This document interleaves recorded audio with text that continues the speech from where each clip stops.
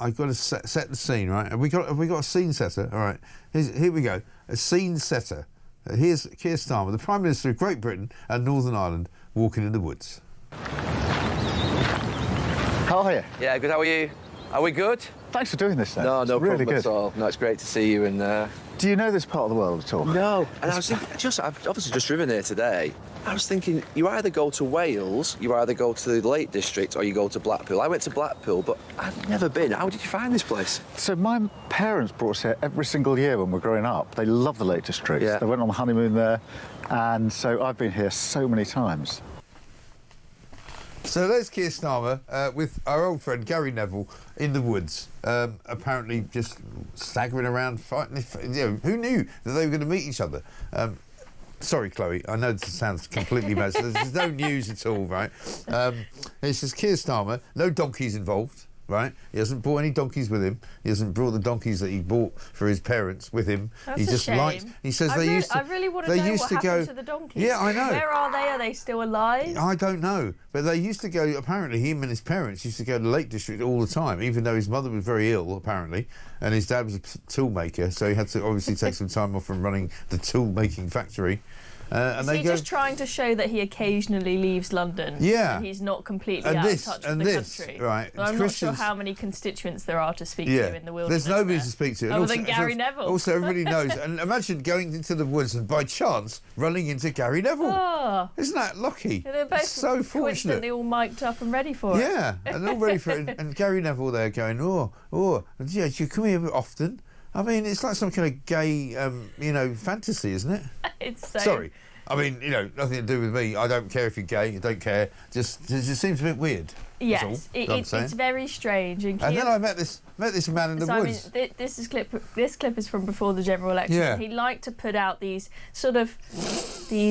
bromance heart-to-heart videos. He did one with Sadiq Khan where they sat down on the sofa together and said, "Oh, isn't Islamophobia so terrible? I guess we must clamp down on Islamophobia." Oh, we must. Yeah, it's got to do that. So he did one with Sadiq Khan, and he's done one with Gary Neville, and for some reason a lot of us haven't seen this one. Well, don't worry, we've got loads more. Let's have another look at the bromance between Gaza and Keir.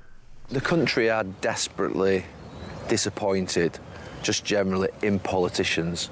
They quite often use language like they're all the same, two cheeks of the same backside. How do you change that? Because that is something that's been set now for quite a few years. Action, not words. I don't think people are going to believe that politics has changed until they see it has changed. The first thing is returning politics to service. It's a public service. You're here to serve the country. It's a public service. You're here to serve the country.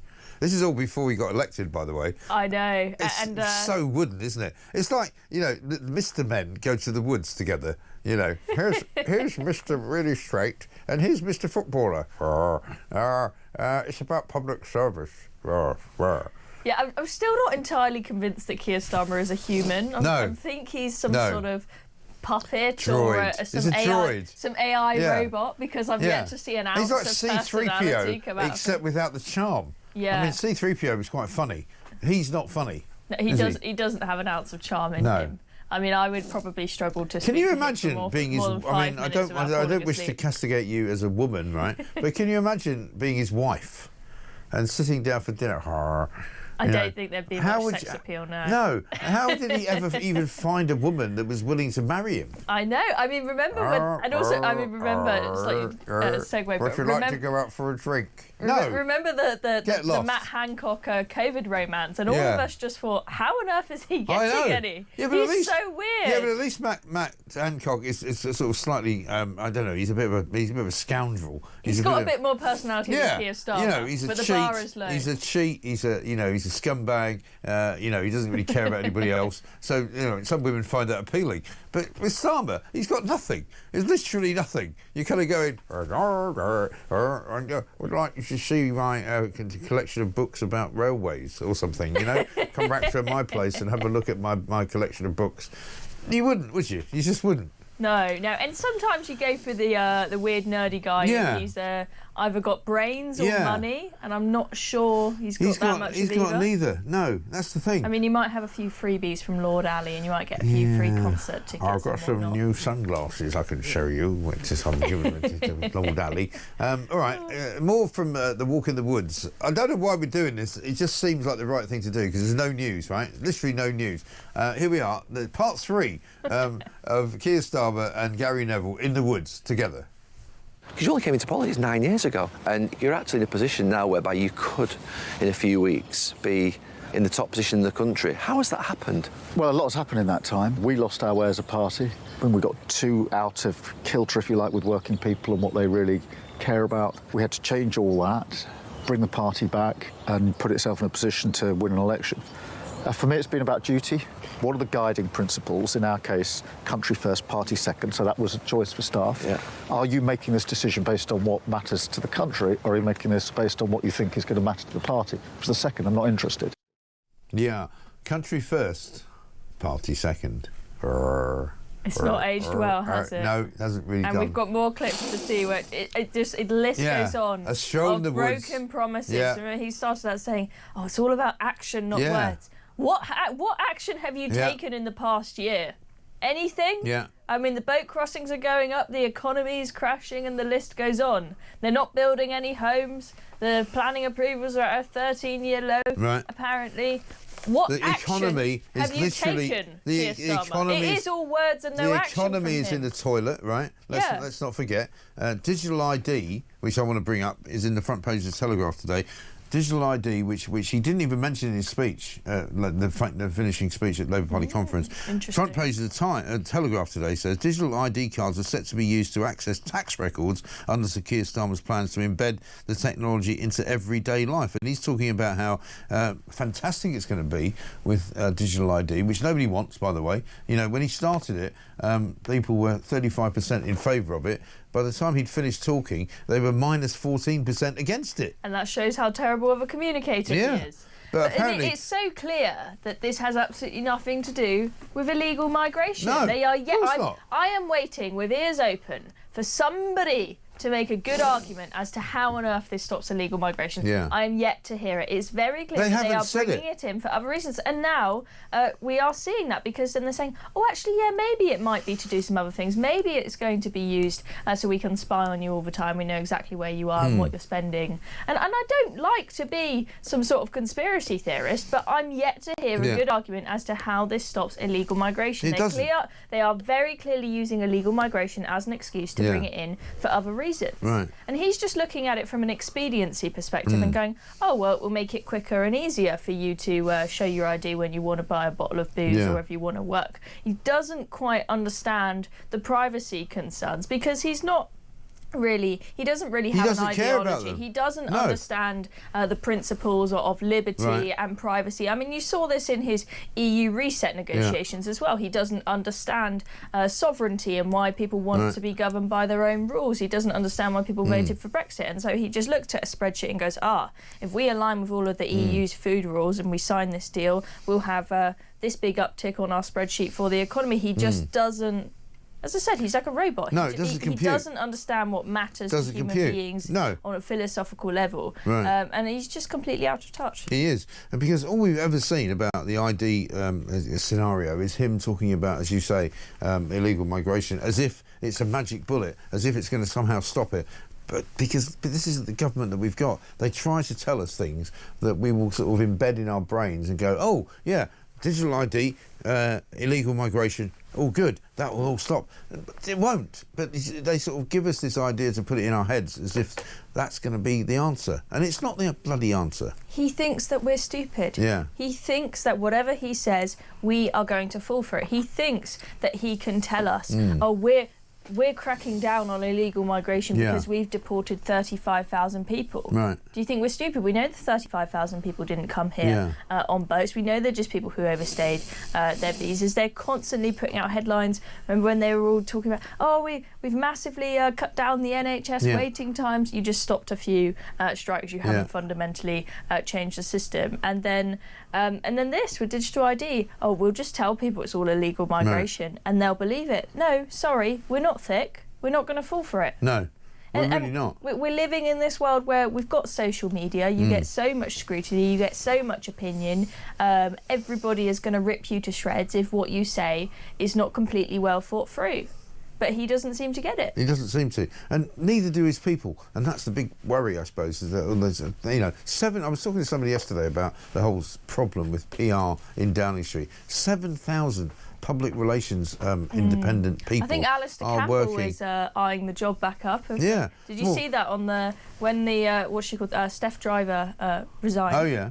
The rest, not him on his personal account, but the Rest is Politics account retweeted the news about that and said, "Oh, if only there was a perfect person for this job." Yeah. Sort of wink, wink. And I'm thinking, is he coming back, Alistair Campbell? Is he going to throw his hat in the ring? He's too mad. No, I think he's too mad. I don't think it can happen. He's going on his little tour with that other idiot that he's got. What's his name? Rory Stewart. Rory Stewart. Yeah, the complete maniac. They're apparently going on tour and selling. People are actually going to buy tickets. For some reason, their podcast is really. Yeah. Well, there's that many all stupid people in this country who want not to have Brexit, who think that they're the answer. Well, you have all these liberal idiots who think that if they listen to the Rest is Politics podcast, that they are getting both sides and they're getting balance, because you've supposedly got one Tory and one person from the Labour Party, but actually they're both extremely left wing, and so you're getting no balance whatsoever. Yeah, Rory Stewart's He's barely a Tory. As much of a Tory as I'm a vegetarian. Yeah. And I'm literally not a vegetarian. Anyway, listen. We're going to talk some more about digital ID. We're going to talk some more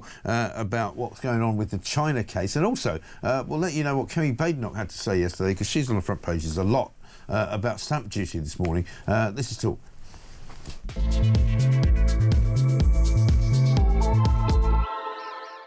Welcome back to Morning Glory. It's coming up to 21 minutes past 6. It is, of course, the early days of Thursday, we should say, Thursday, 9th of October. Not much news going on today, really. Kemi Badenoch's all over some of the front pages talking about scrapping stamp duty. Let's get a voice note from Shane on Keir Starmer in the woods. Morning, Mike. Shane here in Bournemouth. That video of Starmer and Gary Neville is the most staged pile of rubbish I ever did see. It's absolutely ridiculous. I think Starmer needs to just leave Labour now, and Gary Neville, he just needs to leave the country. Anyway, great show. Cheers, Mike. It is embarrassing. If you just joined us, I think it's time to show just another clip from it. This is them talking about Rachel Reeves. How do you really comfort people on tax? Because that is the biggest challenge to any Labour government. You can't manage the economy. It's one of the reasons I appointed Rachel Reeves to the role of Chancellor, because she's obviously got Bank of England experience and she's got sort of iron rules as Rachel. She will not sign off anything unless it's fully costed and fully funded. Tax levels now are the highest for 70 years, so we can't just go and pull the tax lever. That's why we've said no increase in income tax, in national insurance or VAT. You've got to show, I understand, it really matters. Experience? What hilarious. Experience? Yeah.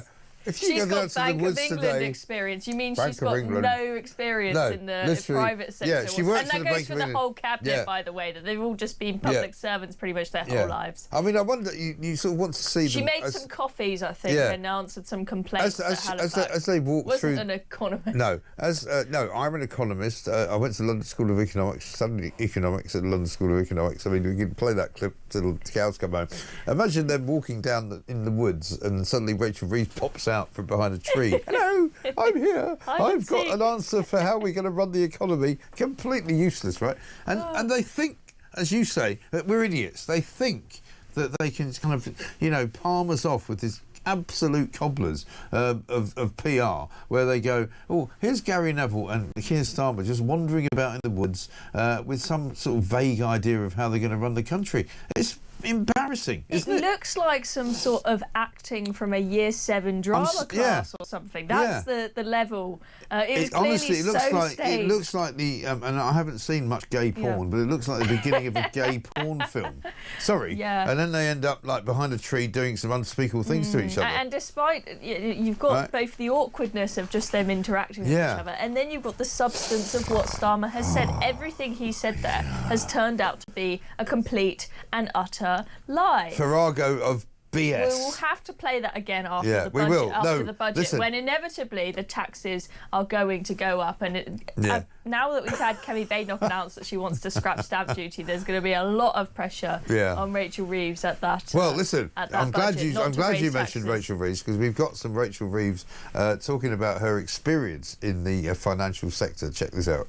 At the same time, we also have a challenging economic inheritance with high levels of tax as a share of GDP, historic high levels of government debt, and then also economic growth that really for the last 15 years has been very poor by historical standards because of the weak productivity growth that we've experienced in that period of time. It's a masterclass, isn't it? I don't know. I'm sorry. I know that there's no news today, right? And this is why we're doing this. I'm sorry about this. Should we move on to Kemi Badenoch, right? Who says that she's going to get rid of stamp duty? One more thing on Gary Neville, though.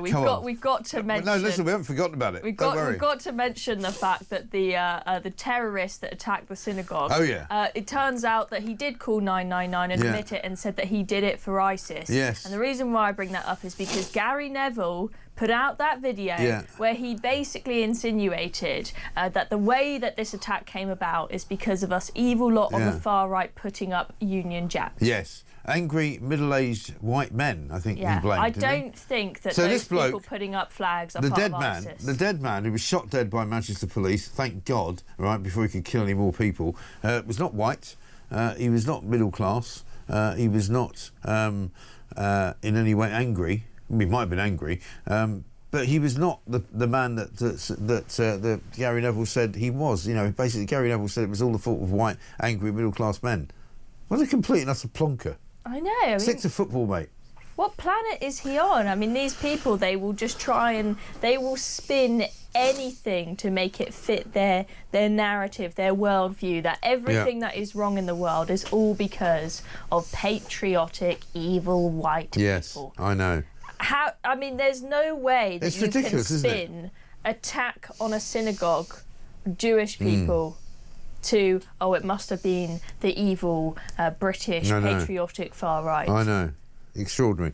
Let's have a look at Kemi Badenoch, who supposedly represents white, angry, middle-class people, men in particular, and maybe women. She's talking about stamp duty. Stamp duty is a bad tax. It is an unconservative tax. The last Conservative government cut stamp duty for thousands of home buyers. But now we must go further. We must free up our housing market, because a society where no one can afford to buy or move is a society where social mobility is dead. I have looked at the rates you have to pay to see if we can lower them. I have decided that we can't, because that simply wouldn't be enough. Conference, the next Conservative government will abolish stamp duty on your home. I mean, I don't care what she says, really. I mean, we've reached that point where actually it doesn't really matter. We had Mel Stride on Monday. We had Kevin Hollinrake on yesterday, who's the chairman of the Tory party. I said, the trouble is you're kind of irrelevant. Nobody really gives a toss what you say. Gives a monkey's cuss what you do, because they're not going to be in power for probably a generation at this point, are they? No, I mean, Kemi's lucky it's quite a slow news day today, because that means she has managed to get this across quite a lot of the quite front a lot pages. of the front pages taking it seriously. I'll give credit where credit is due. Yeah. This is a good policy, and I think most people across the board have welcomed this policy and said that sounds like a good idea. But the problem is that is not going... People are saying, the Conservatives, they're back in the game now, and it feels like there is a little bit of hope, and maybe they'll have a small poll boost after this. We'll see what happens, but I doubt it's going to be anywhere near what is necessary to beat the Reform Party. Reform very much still have the momentum. She was trying to... And they're sort of gripping the agenda, which the Conservatives are kind of, following on after the event, very much after the Lord Mayor's show. They don't seem to have any... Nobody cares what they say. It all feels too little, too late, and especially when this comes at the end of a conference that has been quite disastrous so far. I mean, you had them spelling Britain incorrectly on the chocolate. You've had loads of just rooms almost completely empty. They couldn't sell the conference out anywhere near it. And there was no money there. No, because normally they have it. It's like a posh freshers fair, and you have all of these business stands, but all they had was like Conservative Friends of India and all of these different groups. So the money has clearly left. And then you had, I think they thought it was going to be a really big win when they announced their immigration policy and said, we've decided, we've got a 200-page report, we've really thought about it, we are going to leave the ECHR. And everyone just thought, well, Reform are saying that anyways, and when we trust Reform more because they didn't fail for 14 years, so why does that give us any reason to vote for the Tories? And we're going to give them a chance because you've had a go for 2 or 3 actual sections of government and you've done nothing. They needed to do something to distinguish themselves from Reform. And I think although the Conservative Party has a very broad ideology, one thing that you do think about when you think of conservatism with a capital C is home ownership. And so I think stamp duty probably seemed like the right policy to try and redefine who they are. And then they tried to also paint themselves as the party of fiscal responsibility. That's what Mel Stride was trying to do when he was then going on the media rounds after this, and they're saying how they fully costed this, and they've got this new golden rule where half of the savings they make are going to go to eliminating the country's debt. But with all of these things, people look at the past record of the party and say, oh, well, you may well say you're under new leadership, but how can we really trust you? Exactly. Is it all going to be all talk and no action? Because they're all the same people. You know, it's all very well for Mel Stride and for Kemi Badenoch and for, you know, Robert Jenrick all to get kind of, you know, I'm quite impressed with Robert Jenrick, I must say. But to hear them all say the things that they say and go, but you can't just completely, you know, kind of rationalise that you were no longer part of a government that you didn't agree with, and that, you know, you were part of a government for 14 years that didn't do anything, and now you say, well, I didn't really agree with what they were doing, and so now I've got a different idea. Nobody's buying that. No, not at all. And I mean, one reason why I voted Reform at the last election, when at the time it didn't look anything like Reform would be able to ever be in number 10. A lot of people and myself thought, oh, we need to actually wipe out as many Tory MPs as possible just because we need some fresh faces in, because we can't trust a lot that were still there. But even though the number of MPs is massively reduced, the people in the shadow cabinet, the people running the show, it's all the same people, just as we say, shuffling the deck chairs around on the Titanic. And they may say, oh, I wasn't the Prime Minister at the time that there were failings with immigration, failing with the economy, but I don't think that completely excuses them. No. And there will be things where they say, oh yes, I really disagree with what happened there, I wasn't the Prime Minister, but they weren't exactly shouting from the rooftops, making a big scene about it. They were just sitting quietly, behaving themselves in their cabinet. And that's the problem with what people see as the uni party, which is the Labour Party and the Conservative Party, who are both, as many people say, 2 cheeks of the same backside. And they don't want them anymore. They don't want to say, we will give our faith and our vote and our trust and our loyalty to any of these people because they're all the same. Whereas the untried and the untested Reform Party, we will give them a go, because why not? Well, I think people, they're willing to take a risk. They're willing to take a chance. I mean, you saw with Brexit, very few people predicted that it would win. That it would happen, but they underestimated the willingness of the people of this country to actually take a risk and try something that is unpredictable. And I think that Kemi Badenoch thinks that she can make their experience the unique selling point of the Conservative Party, but actually it's not really helping. So what she did, she was good not to talk about Nigel Farage constantly, like Starmer and Ed Davey did at their conferences, because that came across a bit desperate, but there were hints. So at the beginning of her speech yesterday, she decided to thank all of her team and point out indirectly there, I've got a shadow cabinet, I've got a team, I've got a shadow chancellor and a team who've been able to think through and fully cost this plan to cut stamp duty, unlike the Reform Party who don't have a shadow cabinet. So she's trying to show we have a team, we have people, but I think most people think, look, Reform, they may not have it all together yet, but they still trust them to get it together over the next 4 years. And Reform, they are, you know, bit by bit, they're doing these press conferences in certain policy areas and outlining what they think. And I think people trust that they will get it together. They have some worries, but people think, why not give it a go?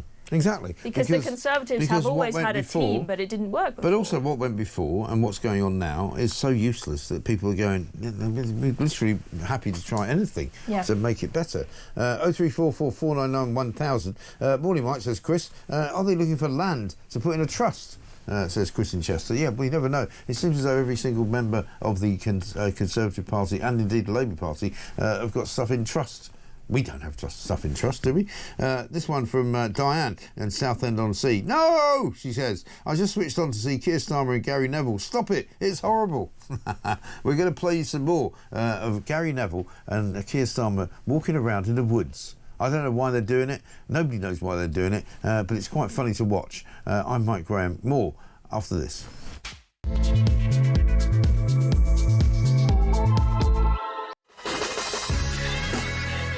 Welcome back to Morning Glory. I'm Mike Graham, with you all the way through until 10 o'clock, of course. Chloe Dobbs is here, and we're talking about some of the stories in the papers this morning. Not very much news around today, it has to be said. And of course, you know, that means that we bring you our own version of the news, which is, to a large extent, pictures of Gary Neville and Keir Starmer walking around in the woods together in a very bizarre kind of, you know, homoerotic kind of film. I don't know what it's about. I don't know why they're doing it. We'll come back to that in a moment. Let's get a voice note from John. Morning, Mike. John from West Yorkshire here. I'm loving your serialisation of the new version of, I think, is it going to be Babes in the Wood with Starmer and Neville? How coincidental that they're wearing the identical uniforms, but have a great day. Bye-bye. Yes, absolutely right. I mean, let's just replay the first part of Keir and Gary in the Lake District. Have a look.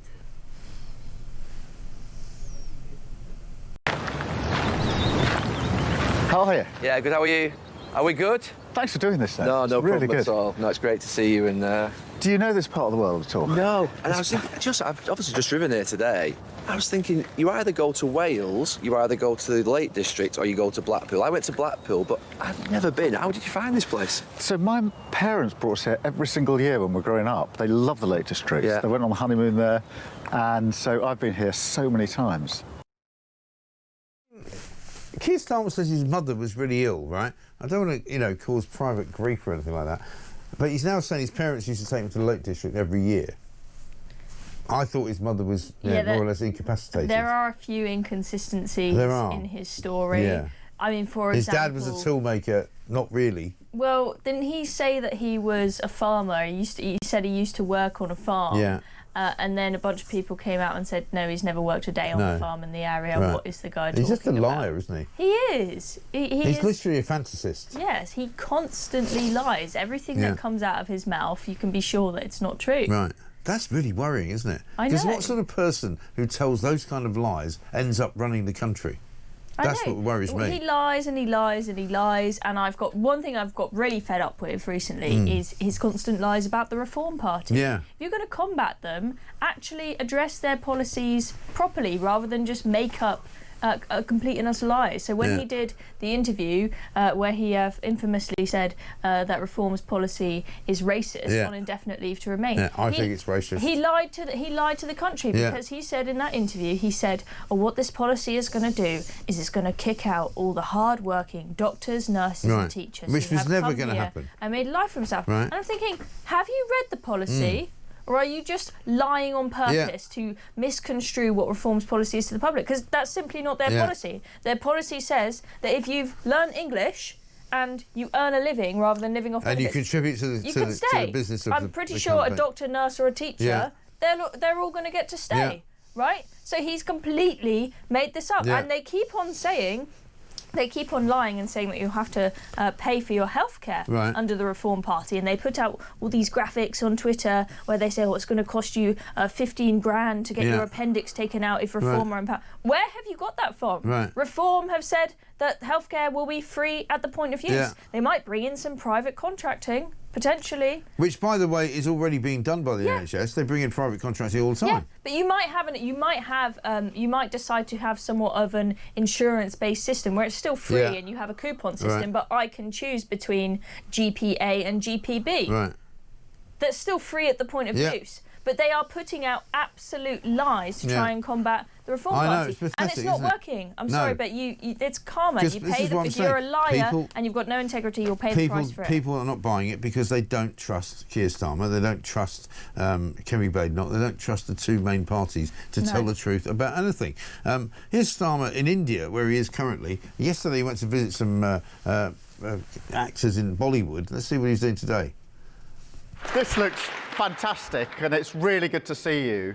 And the first thing I want to say is a massive thank you to all of you for being here in India with us, because this is the biggest trade mission that the United Kingdom has ever sent to India. And I think it's really good evidence of just how strong the relationship is and how many business opportunities there are. And we've got businesses, some of the biggest businesses doing deals and business with India, some of the iconic businesses, small businesses as well. So we've got all sorts of businesses here.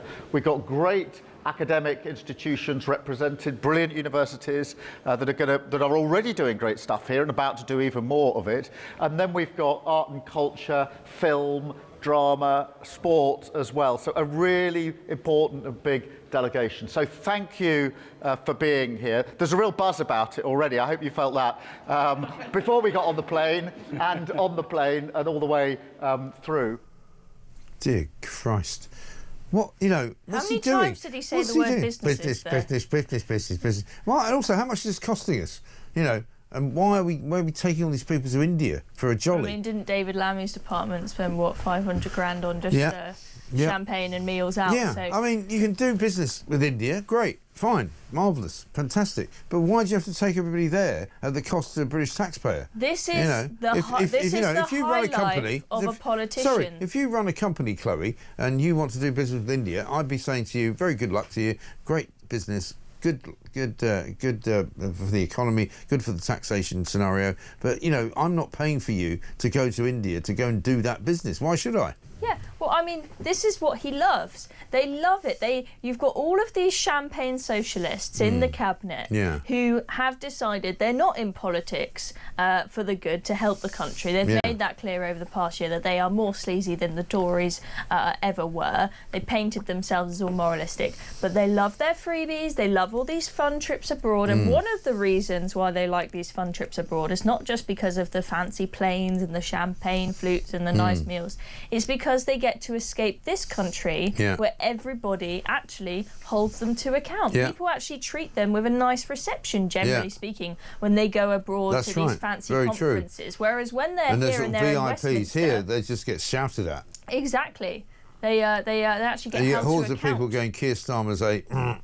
They're not liked here at all on their own soil. What real politicians should be doing is spending their time getting out and getting to know the people of this country, rather than avoiding them because you're too scared to face them, and going out to other parts of the country. David Lammy, who we know he loves to gallivant around the world and have all the shame he's not foreign. He's not going to go to anymore. Manchester again in a hurry, though, is he? Well, when he went to Manchester, so the guy who was introducing him, he said, I actually allowed those people to heckle and let them let their frustration out because he thought it's actually good for a politician to hear what people on the ground around this country think. And maybe it was very embarrassing for David Lammy, but actually that's what politicians should be doing. They should actually be going out and listening to people around the country, rather than just living in your Westminster bubble. Even if and what they're saying, what people think online. Even if what they're saying is not very palatable. Let's get a couple of messages in. Chris says, "Morning, Mike. The walk in the woods. What a joke! Oh, let's meet in the woods to make a film as if we just bumped into each other. Yeah, like that's exactly what Starmer does. Everything he does is fake." Says Chris. Beck says, "Good morning, Mike and Chloe." Margaret, currently in Tunisia, says, "It's not that Starmer doesn't get it, he just doesn't care. He doesn't like this country or the people. He wants to get closer to the EU. In fact, he's quite dangerous and a threat to this country. Also, he seems to be enforcing digital ID on companies imminently without any discussion." I mean, that is the other problem that the story about digital ID is. You know, it's kind of gone away. He didn't mention it in his speech at all, even though before the speech on the Friday, he was throwing it out there, you know, willy-nilly, trying to make as many people as possible talk about it. But people are not very happy about it. As I said, you know, minus 14% approval rating on the actual policy itself. And yet, he's going to try and push it through without really any kind of conversation at all with the public, without any debate in the House of Commons, without any debate in the House of Lords. You know, he can't do that. It's completely undemocratic. When you're dealing with a policy that has such significant privacy concerns, it absolutely needs to be something that was on your manifesto, that you have consent from the public for. It's not something that can just be forced upon people when it's not just anything, but we're talking about an ID that would take away civil liberties. I don't know if he thought that this was going to go down well and this was going to be a success, or if he just wanted to put something out to take two things off the front pages, which was the Morgan McSweeney 739 grand story. Which still hasn't gone away, by the way. Yeah, and also the fact that his one-in, one-out policy was completely failing at this point, and I think he wanted to put something out before he went to conference to make it look like they are having some sort of success with illegal migration, to say, oh, look, we've got this big fancy policy that's going to sort it all out. Don't worry about the one-in, one-out policy failing. I don't know if that was his thinking, but it hasn't gone down well either way. No, it really hasn't. More of your views, please. 0344 499 1000. Do leave us a voice note. Do call us. Do send us a message on X, which is @TalkTV. Or you can text us as well at 87222. Start your message with the word talk. This is the Home of Common Sense. We want to hear from all of you this morning because there's not much news around. So we're going to be navigating our way through some of the stories that we want to talk about, and also this bizarre video of Keir Starmer and Gary Neville wandering about in the woods in the Lake District. What's it all about? This is Talk.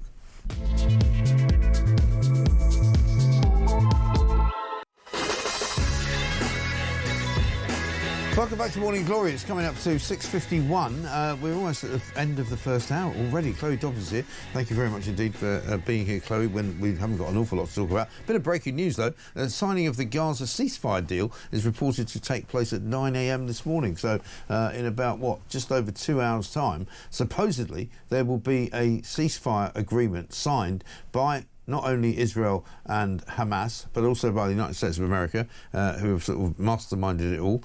We're going to talk to Charles Feldman now, just very briefly, US political analyst and host of the SOS America podcast. Let's have a quick look at, though, what Donald Trump said last night in the midst of signing some papers. Find the criminal conspiracy. Okay. I'm just given. I was just given a note by the Secretary of State saying that we're very close to a deal in the Middle East, and they're going to need me pretty quickly, so I will take a couple of more questions. That was him last night in the White House answering questions from the press when he was handed a note saying, we're pretty close to a deal. Charles, very good morning to you. Good morning, Mike. What's the story and what's the deal? Well, Trump had this 20-point plan for peace in the Middle East, and he had a lot of ultimatums that he gave both to Israel and to Hamas. And if you had to kind of decide who ended up blinking, I guess it would be both Israel and Hamas, because they now have agreed, apparently, for this exchange of prisoners. Hamas is going to give up, it says, those who are still alive and the bodies, of course, of those who are not. And in turn, Israel plans to give back to Hamas Palestinians who are in prison there.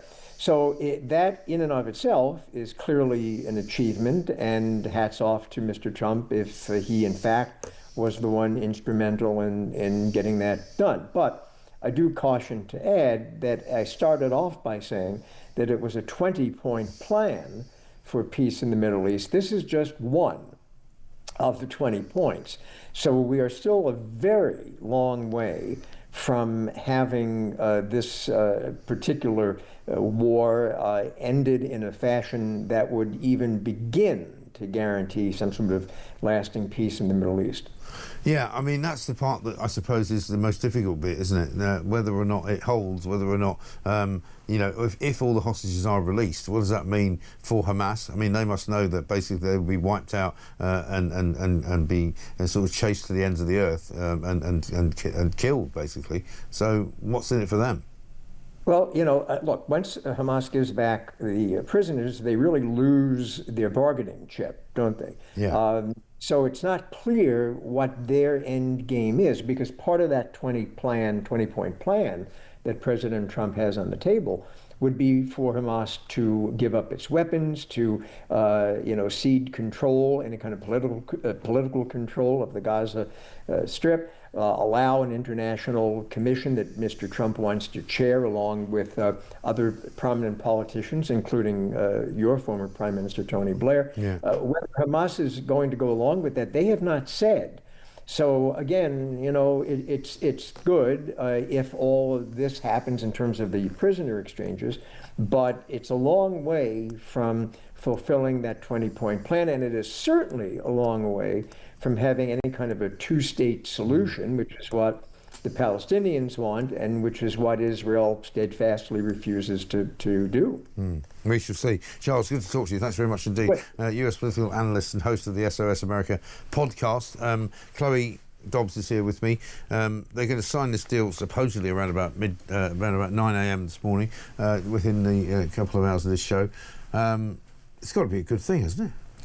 Yes, it's a step in the right direction, but I think people are getting too excited too soon, because although we've got this grand plan which says Hamas will have to seize control of Gaza, they'll have to lay down their weapons, that's what really needs to happen for there to be lasting peace. But this first phase that Hamas are agreeing to is simply a hostage release. We've also had cases where Hamas have agreed to release hostages in the past, and then that hasn't quite happened, and then I think they gave the wrong body for one of the hostages. Yeah, a lot of them are dead as well. They've killed them. Exactly. So Hamas can really mess people around, and I don't believe there's a high chance of Hamas agreeing to lay down their arms. Right. I mean, Donald Trump is a very good negotiator, so I think if there's one man to do it, is perhaps him. But we are a long way from getting to the point where Hamas is eradicated. And the thing no that people there. don't ever really say, and this is really what I find insidious about some of the demonstrations that we've seen over the course of the last 2 years, and even now, on the 7th of October, the anniversary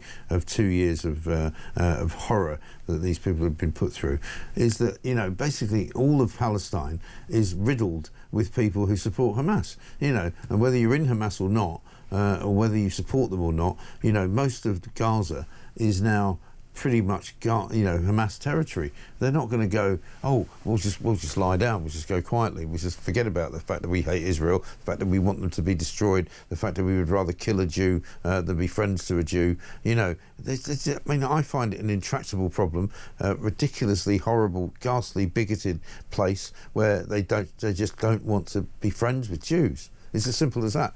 They are racists, aren't they, in the end? Yeah, I mean, there is just a huge amount of anti-Semitism there because they are indoctrinated. That's part of the... They've been teaching kids how to fire guns, aren't they? Exactly. They are teaching kids to hate Jews. They tell them all these mantras in school, and they tell them to be martyrs. And this is a huge problem. And I'm afraid, I know that people don't like the sound of this, but the only way that is going to possibly come to an end is if you have some people come in and just take over the place for a while. I know it'd be very unpopular if Israel does that, so I'm very happy to have some sort of other, at the Arab apparently states. It's going to be Tony Blair. Well, whoever it is, they need to be pretty cutthroat on not tolerating any rubbish, making very clear this is a population that are radicalised and we need to de-radicalise them, and they need to be very hot on making sure they cut, they stop in its tracks any arising extremist groups, because even if they get rid of Hamas, more and more will try to form, and they're going to have to be it's going to have to be a bit of a top-down approach to start with, to be honest. Yeah, absolutely. And who knows if the Palestinians can even do that, because they're so filled with hatred about Israel that maybe they can't actually be turned around. We shall see. Chloe, great to see you. Thank you very much indeed. This from Sean in Gloucester. He says, people have had enough of the same old lies from the two old parties, and certainly this current government that have done nothing but supercharge the lies and the sleaze. Whenever the next election happens, the Labour Party will be totally wiped out, making the kicking the Tories got in the last election pale into insignificance. The silent majority have found their voice, and they want a genuine, fresh approach. Nigel and Reform may not get everything right, might not be able to do all the things they want, but if they achieve as little as 10% of what they want done, it's a biblical shift from what we've got now. Good point.